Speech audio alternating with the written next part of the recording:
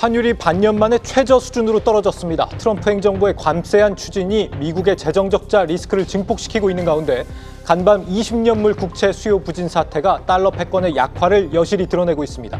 여기에 아시아 주요국에 대한 미국의 통화 절상 압박이 더해지면서 외환 시장 불안감을 키우는 모습입니다. 취재기자 연결해 상황 들어봅니다. 김혜연 기자, 이 환율이 오늘 하루 만에 달러당 10원이 넘게 급락했습니다. 네, 오늘 원달러 환율은 전거래일보다 10원 넘게 내린 1377원에 출발한 후 등락을 거듭하며 불안한 흐름을 나타내고 있습니다. 전날 야간 거래에서 환율은 1370원대에 거래를 마쳤는데요. 이는 작년 10월 이후 약 7개월 만에 최저 수준입니다. 시장에선 환율 하락세를 두고 크게 두 가지 이유를 꼽습니다. 우선 미국의 재정 적자 우려 속 글로벌 달러 약세가 심화되고 있습니다. 달러 인덱스는 국제 신용평가사 무디스가 재정 적자를 이유로 미국의 신용등급을 강등한 뒤 하락세를 이어가고 있는데요. 신용등급 강등에도 공화당이 감세 법안 처리를 강행하면서 재정 적자에 대한 우려가 달러 약세를 더욱 부추기는 모습입니다. 또 하나는 아시아 주요국에 대한 미국의 통화 절상 압박을 경계하는 움직임으로 보입니다. 현재 시간 20일 한미가 제2차 실무 통상 협의를 시작한 가운데 미국이 원화 절상 방안을 요구했다는 소식이 들려왔죠.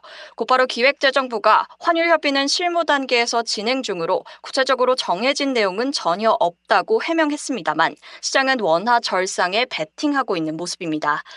환율과 관련된 암묵적인 합의 가능성에 주목하며 선제적으로 움직이고 있다는 분석이고요.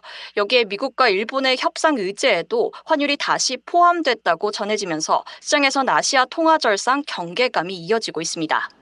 네, 미국의 재정 적자에 오락가락하는 이 트럼프 정책까지 더해지면서 기축통화로서 달러에 대한 신뢰가 갈수록 떨어지는 게 아닌가 싶은데 앞으로 이런 흐름이 상당 기간 더 이어질 수도 있겠습니다. 네, 전문가들은 당분간 약달러 환경이 지속될 것으로 내다보고 있습니다. 간만 미 신용등급 하향 이후 처음 치러진 미 국채 20년물 입찰이 예상보다 부진했습니다.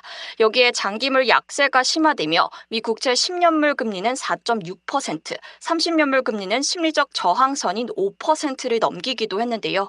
통상 미 국채 금리 상승 땐 달러가 강세를 보여왔는데 지금은 양상이 달라졌습니다.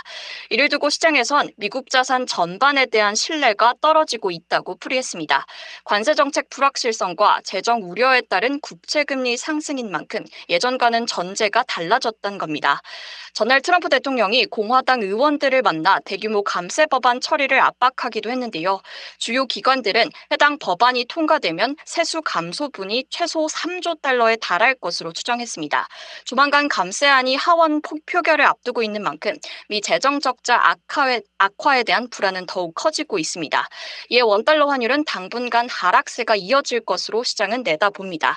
안전자산으로서 미 달러와 국채에 대한 신뢰가 떨어지면서 대체 자산을 찾는 움직임도 활발해지고 있습니다.